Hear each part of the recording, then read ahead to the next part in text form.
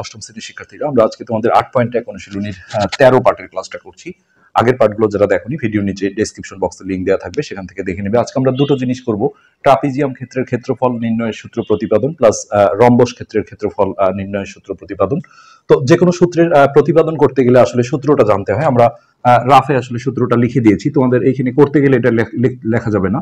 Trapezium ক্ষেত্রের ক্ষেত্রফলের সূত্র হলো সমান্তরাল বাহুদ্বয়ের সমষ্টির গড়। তো দুইটা যেহেতু সমান্তরাল বাহু থাকে, গড় মানে হচ্ছে তাদেরকে যোগ করে 2 দিয়ে ভাগ করা গুণন উচ্চতা। এটা একটা ডিজাইন, অথবা অন্যভাবে বলা যায় হাফ ইন্টু সমান্তরাল বাহুদ্বয়ের সমষ্টি গুণন উচ্চতা। আসলে হাফ দিয়ে গুণ করা মানেই কিন্তু 2 দিয়ে ভাগ করা, অর্থাৎ দুটো বাহু যোগ করে 2 দিয়ে ভাগ করলে এটাকেই গড় বলা হয়, গুণন উচ্চতা। আর সাংকেতিকভাবে হাফ গুণন এ প্লাস বি গুণন এইচ, যেখানে এ আর বি হলো তার সমান্তরাল বাহু দুটো, আর এইচ হচ্ছে উচ্চতা। তো আমরা দেখবো যে কিভাবে জিনিসটা করা হয়। তো প্রথমেই তোমাদের একটা ট্রাপিজিয়াম এঁকে নিতে হবে। ট্রাপিজিয়াম মানে হচ্ছে যে চতুর্ভুজের একজোড়া বিপরীত বাহু সমান্তরাল। সো আমরা জাস্ট এরকম স্কেল দিয়ে এদের মধ্যবর্তী লম্ব দূরত্বটা যেন মোটামুটি সমান থাকে। এইসব ক্ষেত্রে একদম ফুললি যে অ্যাকুরেট হতে হবে তা না। তো মোটামুটি আমরা এইভাবে করে নিলাম, স্কেল দিয়ে সোজা করে দিলেই আসলে এটা হয়ে যাবে। তো ছোট বড় করে নিতে হবে, এটা যদি বড় হয় তার চেয়ে এটা একটু হলেও ছোট করতে হবে। তারপর এটা স্কেল দিয়ে যদি তোমরা যোগ করে দাও তাহলে ট্রাপিজিয়াম হয়ে যাবে, এই বাহু দুটো সমান্তরাল। তারপরে আমরা এটাকে এ বি সি ডি যদি নামকরণ করি তাহলে যেটা দাঁড়াবে, এখানে আমরা এ দিলাম, এটা বি দিলাম, এটা সি দিলাম, আর এটা ডি দিলাম। এবার আমরা দেখো এই সমান্তরাল বাহুগুলোকে ছোট হাতের অক্ষর অর্থাৎ এ আর বি এইভাবে ধরে নেব। তো আমরা এইভাবে যদি লিখি যে মনে করি এ বি সি ডি ট্রাপিজিয়ামের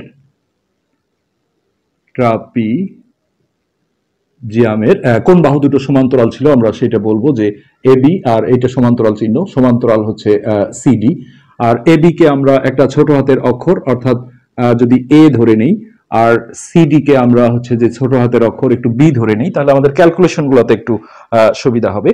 তো এ বি কে আমরা এইভাবে ইন্ডিকেট করে দেবো তীর চিহ্ন দিয়ে, এইখান থেকে শুরু করে এই পর্যন্ত, আর এইখান থেকেও আমরা এইভাবে টেনে দেব যে এটাকে আমরা এ ধরেছি, আর এইটাকে আমরা হচ্ছে বি ধরেছি, এইখানে আমরা বি লিখে দেব।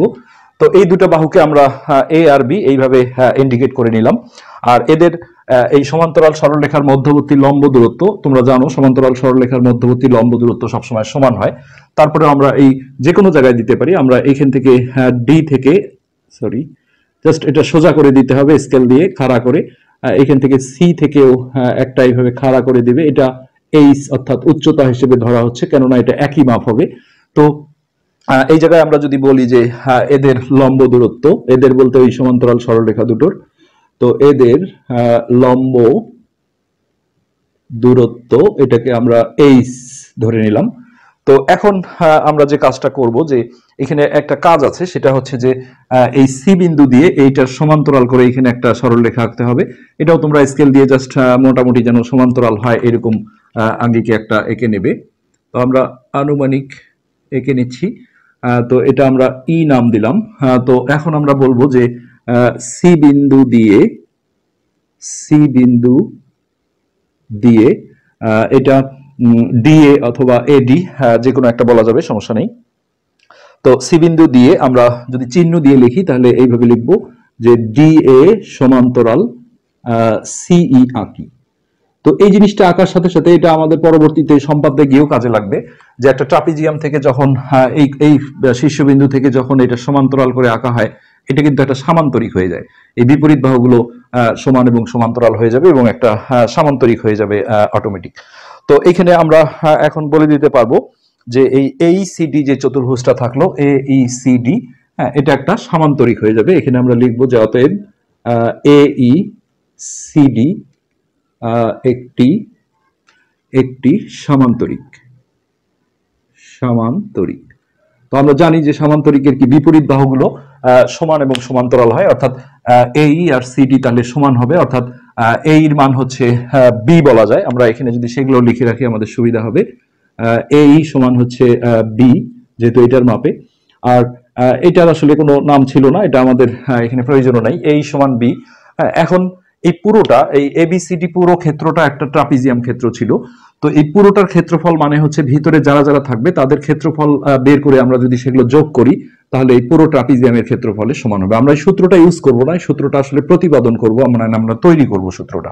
তো এখানে যেটা এখন আমরা বলবো যে A B C D trapezium, ABCD trapezium ক্ষেত্রের ক্ষেত্রফল।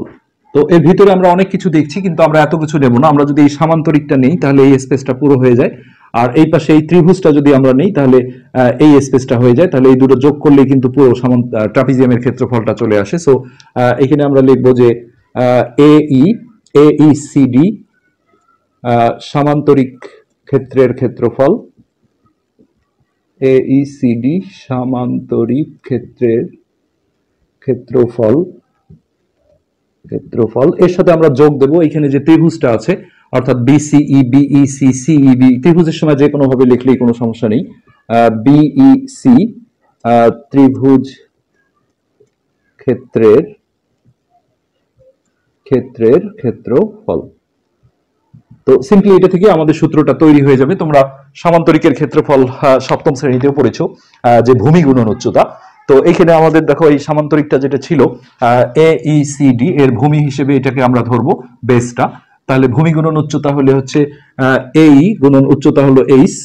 তো সেক্ষেত্রে এই এর মান আমরা এখানে লিখেছি বি, আমরা একবারে যদি বি বসাই তো বি ভূমি গুণন উচ্চতা অর্থাৎ বি গুণন এইচ, তাহলে এইটার কাজ হয়ে গেল।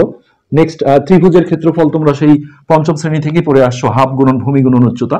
তো এই ত্রিভুজের ক্ষেত্রফল দেখো, প্রথমে আমরা হাফ নেব, হাফ গুণন ভূমি হলো আমাদের এই অংশটা বিই, তাহলে এখানে একটা বি এর মান বের করে রাখতে হতো। বিই হচ্ছে দেখো পুরোটা হলো এ বি এটা, হ্যাঁ। তো এবি থেকে আমরা যদি এই মাইনাস করি, পুরোটা এবি, এটা থেকে যদি এই সরিয়ে দেই বিয়োগ দেই তাহলে বিই থাকে। তাহলে বিই সমান হচ্ছে এ বি মাইনাস এই।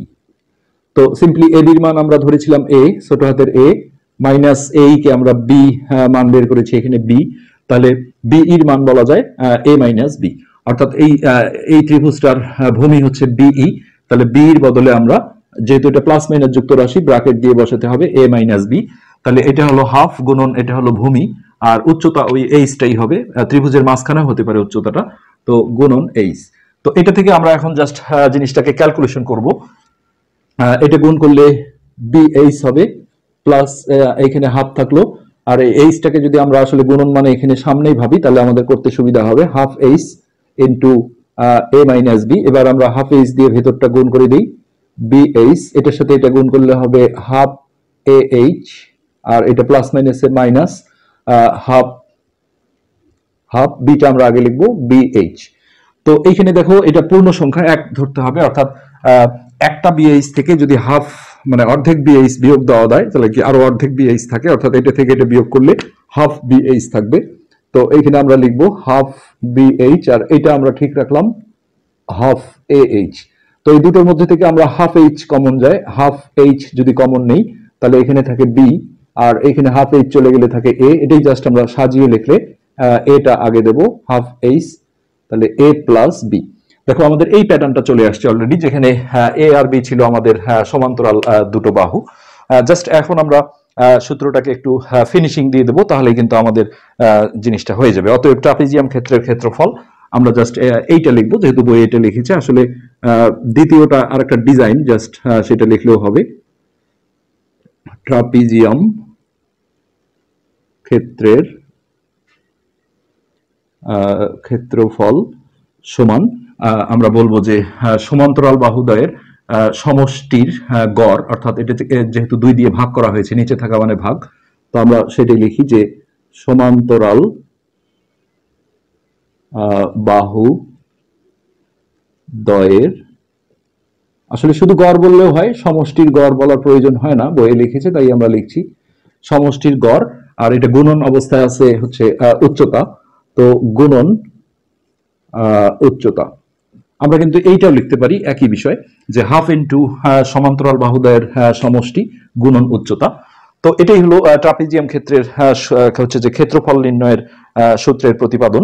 সমান্তরাল বাহুদ্বয়ের সমষ্টির গড় গুণন উচ্চতা।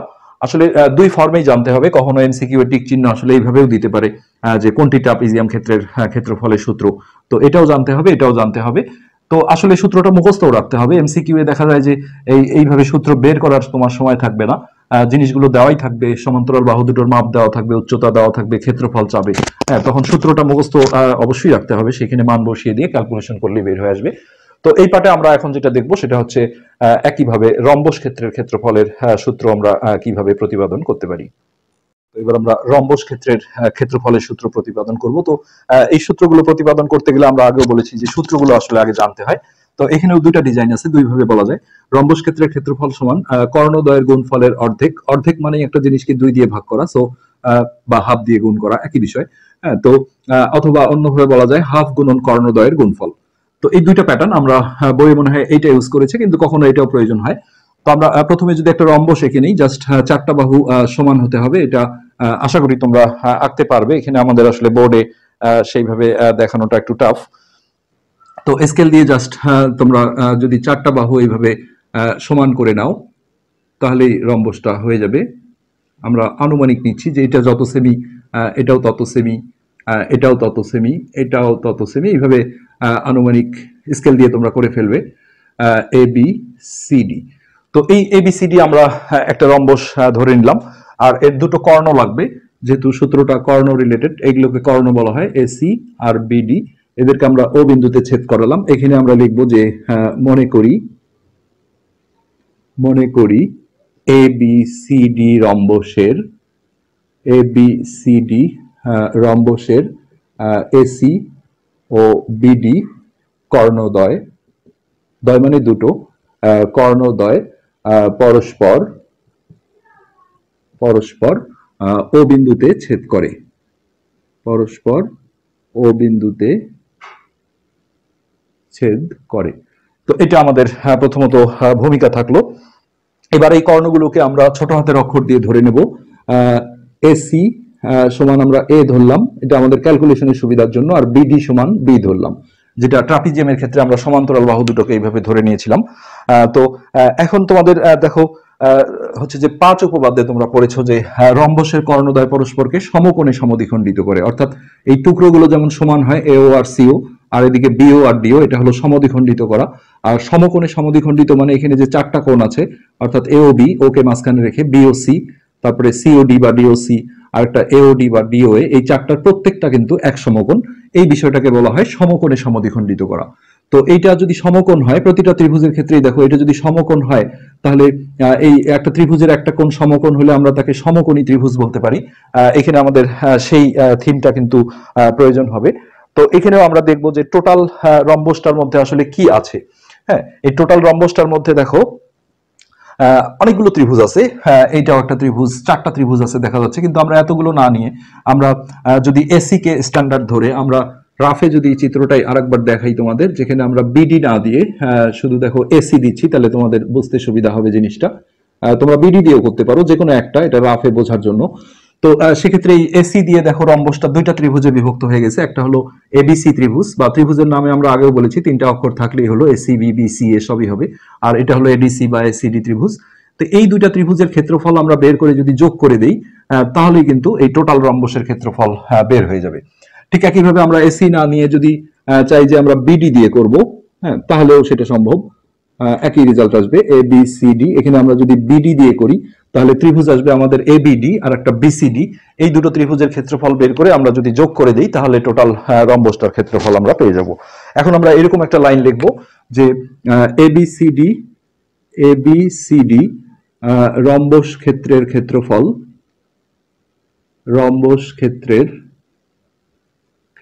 এই সূত্র প্রতিপাদন করতে গেলে আসলে এই সূত্রগুলো লেখা যায় না, এটা আসলে বের করে আনতে হয়। এইভাবেই করতে হয়, যে এর ভিতরে আসলে কি কি আছে সেগুলো নিয়ে কাজ করতে হয়। তো আমরা যদি এসি কে স্ট্যান্ডার্ড ধরেই করি, তোমরা বিডি দিয়েও করতে পারো, তাহলে আমরা যেটা বলবো যে হ্যাঁ, এবিসি ত্রিভুজের ক্ষেত্রফল, এবিসি ত্রিভুজের ক্ষেত্রফল, আমাদের জায়গা নেই হিসেবে আমরা নিচে লিখছি, যোগ আর একটা হলো এসিডি ত্রিভুজের ক্ষেত্রফল, এসিডি ত্রিভুজের, আমরা আবারও বলছি তোমরা বিডি কে ধরে যদি করো তাহলে এখানে লিখতে হবে এবিডি ত্রিভুজের ক্ষেত্রফল যোগ বিসিডি ত্রিভুজের ক্ষেত্রফল, একই হবে, কোনো সমস্যা না। এখন আমাদের যেটা দরকার হবে যে এই এবিসি ত্রিভুজের ক্ষেত্রফলের সূত্র আমরা জানি হাফ গুণন ভূমি গুণন উচ্চতা, কিন্তু বাঁকা জিনিস কখনো উচ্চতা হয় না, একটা লম্বের প্রয়োজন হয়। তাহলে রম্বসের কর্ণদ্বয় যদি সমকোণে সমদ্বিখণ্ডিত হয়, হ্যাঁ, তাহলে এই জিনিসটা কিন্তু লম্বের কাজ করবে, প্রতিটা ক্ষেত্রে এই জিনিসটা লম্বের কাজ করবে। সো এখানে আমরা দেখো এবিসি ত্রিভুজের ক্ষেত্রফলে যেটা করব সেটা হচ্ছে এরকম যে হাফ গুণন আমাদের ভূমি গুণন উচ্চতা এখানে করতে হবে।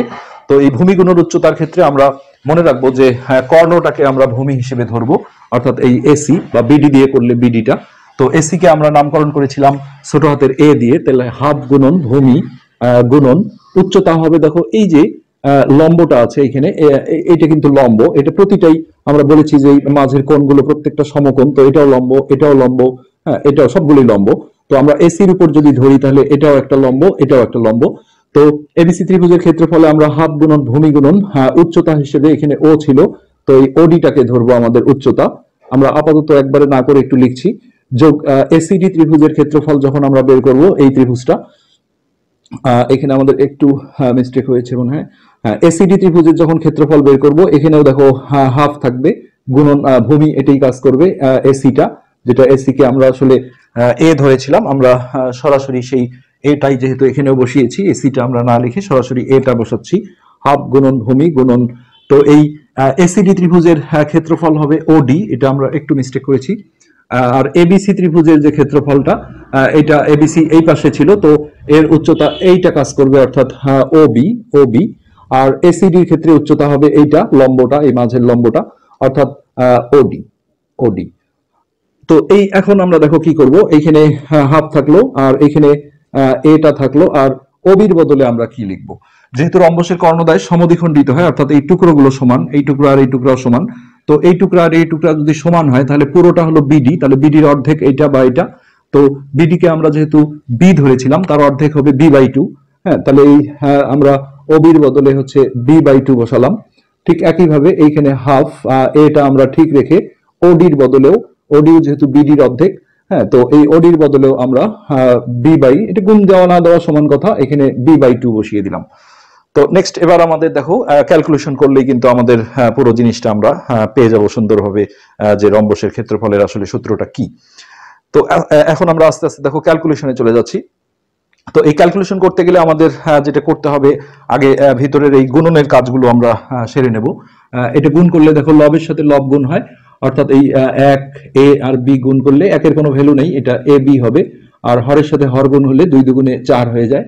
সো এখানেও তাই, এটা এটা আর এটা গুণ করলে এ বি হয়, আর নিচের 2 2 গুণ করলে 4 হয়ে যায়। বাংলা ইংলিশ একটু মিশাল হয়ে গেল, হোক, তোমরা ইংলিশই লিখবে, অথবা বাংলা হলে বাংলাই লেখো, সবগুলো বাংলাই থাক। বইয়ে কি করেছে দেখি, বইয়ে ইংলিশে লিখেছে, যাই হোক আমরা ইংলিশ দিয়ে করি, এটা সব 2 করে নাও, 2, তাহলে এটাও 4। নেক্সট এইখানে আমরা দেখো লসাগু করে যদি যোগ করি তাহলে 4 আর 4 এর লসাগু 4, এইটা দিয়ে ভাগ দিলে একবার যায়, 1 দিয়ে বি কে গুণ করলে এবি হবে, এখানেও একই অবস্থা এবি, তো এবি বি যোগ করলে হবে 2ab/4, এটা আমরা কাটাকাটি করতে পারবো 2, সো এখানে যেটা আসলো ab/2, তাহলে এ আর বি ছিল তার দুটো কর্ণ, তাহলে আমরা যেটা দেখলাম যে রম্বসের ক্ষেত্রফল সমান কর্ণদ্বয়ের গুণফল ভাগ 2, অথবা হাফ ইন্টু কর্ণদ্বয়ের গুণফল, এটি হাফ করে বাইরে বের করে আনা যায়, হ্যাঁ, একই একই বিষয়, এটা কোনো সমস্যা না। তো আমরা যদি সেই ডিজাইনটাই নেই তাহলে আমরা বইয়ে যেটা করেছি আমরা সেটাই করছি, কর্ণদ্বয়ের গুণফলের অর্ধেক, সমস্যা নেই। এখন আমরা লিখে দেবো যে অতএব রম্বস ক্ষেত্রের ক্ষেত্রফল, রম্বস ক্ষেত্রের ক্ষেত্রফল সমান, আমরা ওই ডিজাইনটা লিখছি, বইয়ে এটা লিখেছে, একই আমরা দ্বিতীয় ডিজাইনটাও লিখতে পারতাম, কর্ণদ্বয়ের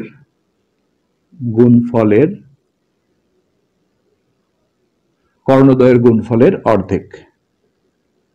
কারণ এটা মানে হচ্ছে এ আর বি মানে লেখা, মানে এ বি লেখা মানে কর্ণদ্বয়, মানে এ আর বি গুণ করা, এ আর বি আমাদের কর্ণ ছিল, আর 2 দিয়ে ভাগ করা মানে অর্ধেক, অথবা আমরা এটাও লিখতে পারি হাফ ইন্টু কর্ণদ্বয়ের গুণফল, একই বিষয়।